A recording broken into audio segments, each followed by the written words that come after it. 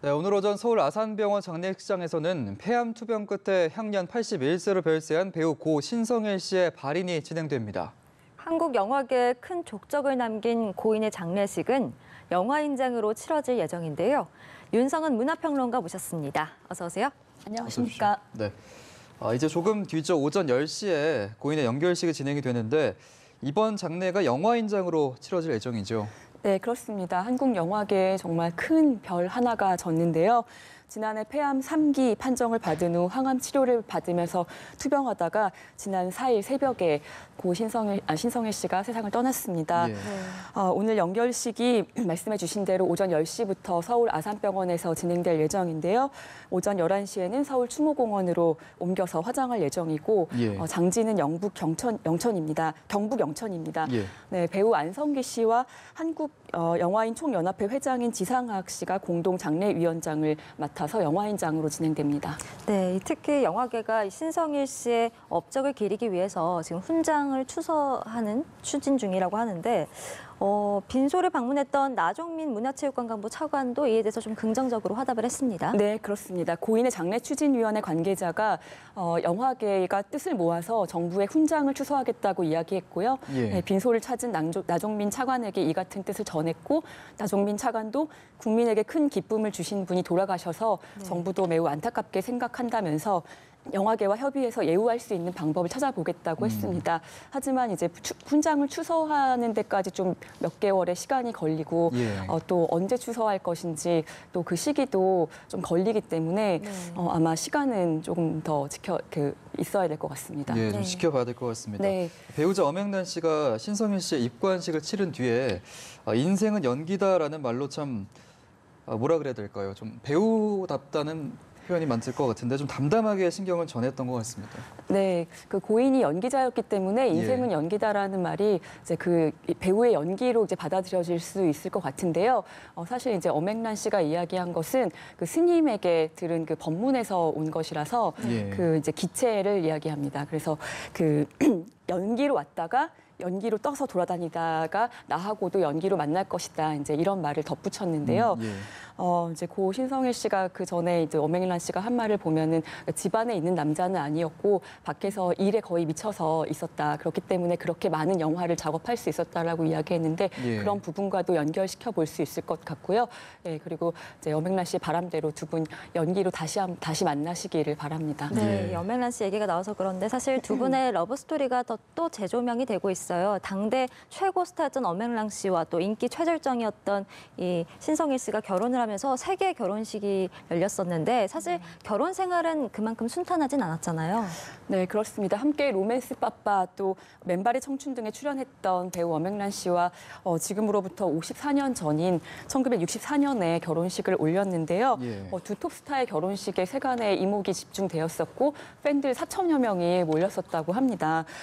그렇지만 이제 혼전에 가진 아이 때문에 결혼했다라는 그런 설도 돌았었고 계속해서 뭐 별거설, 이혼설이 돌았던 등 정말 이렇게 평탄치는 않았는데요. 그렇지만 그럼에도 불구하고 이제 엄앵란 씨는 신성일 씨가 출간한 청춘은 맨발이다라는 자서전에서 결혼 후에도 또 다른 여성을 사랑했다라는 그런 충격적인 말을 했음에도 불구하고 그 이후에도 자기가 결혼했을 당시에는 부모님의 반대에도 불구하고 신성일 씨에게 푹 빠져 있었고 그리고 부부는 정말 어려운 일이 있어도 극복해 나갈 수 있어야 된다라는 그런 말로 굉장히 의연하게 이런 소문들에 대처해 왔는데요. 엄앵란 씨가 또 암투병 중일 때는 신성일 씨가 엄앵란 씨를 간호했었고 또 이제 신성일 씨가 폐암 투병을 했을 때는 엄앵란 씨가 돌봐줬던 등 정말 두 분은 계속해서 어떤 부부의 연을 끊임없이 유지했었습니다. 이렇게 참 긴 시간 동안 존경을 받아서인지 빈소에 이제 동료 선후배 영화인들 그리고 정치인들의 발길도 끊이지 않았는데 이제 신성일 씨가 한창 활동하던 시기가 제 세대는 아니어서 좀 정확히 어떤 배우였는지 궁금하거든요. 네, 뭐 지상학 한국영화인 총연합회 회장의 말대로 신성일은 정말 시대의 아이콘이자 전무후무한 그런 대단한 연기자였습니다. 한국 영화사를 봤을 때 이제 20세기의 1960년대를 한국 영화의 황금기로 꼽는데요. 그때를 대표하는 배우이자 한국 영화 역사의 가장 상징적인 스타라고도 할 수 있겠습니다.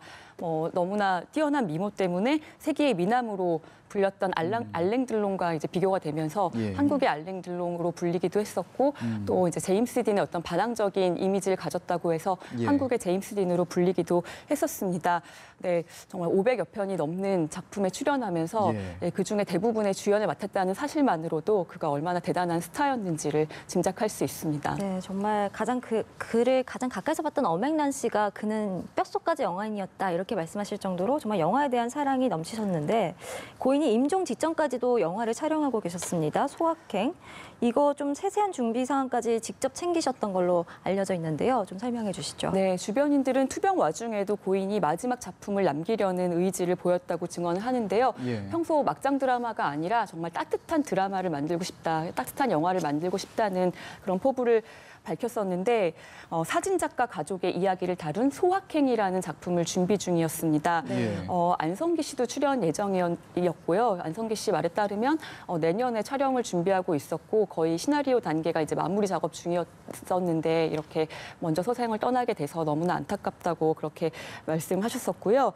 연출을 맡을 계획이었던 그 이장호 감독은 고인의 뜻을 받아서 꼭 이 작품을 만들겠다고 그렇게 밝힌 바 있습니다. 예, 좀 아쉬운 소식인 것 같은데 또 하나 이제 주목이 되는 게 배우로서 좀 트렌드에 뒤처지지 않는 그런 모습인 것 같은데 부산국제영화제 개막식에 참석해서 관객들에게 손가락 하트를 만들어 보였다고 하더라고요. 그렇습니다. 지난달 초에 열렸던 부산국제영화제 레드카펫이 고인의 마지막 그 공식 행사로 그랬군요. 기억될 수 있을 것 같은데요. 예. 그 청바지에 양복 자켓을 입었었는데 영원한 청춘의 아이콘으로 고인을 기억할 수 있게 될 것 같습니다. 예, 투병 중에도 레드카펫 위에서 어떤 환한 미소와 스타다운 품격을 보여주고 말씀하신 대로 정말 손가락 하트까지 이제 만들어 보이는 그런 여유를 보여줬습니다. 예. 작년 부산국제영화제 때는 회고전을 열기도 했었고요. 그리고 내년에 자신의 영화가 부산국제영화제에 초청됐으면 좋겠다라는 그런 말을 남기기도 했습니다. 예. 네, 알겠습니다. 오늘 윤성은 문화평론가와 함께 이야기 나눠봤습니다. 말씀 고맙습니다. 고맙습니다. 감사합니다.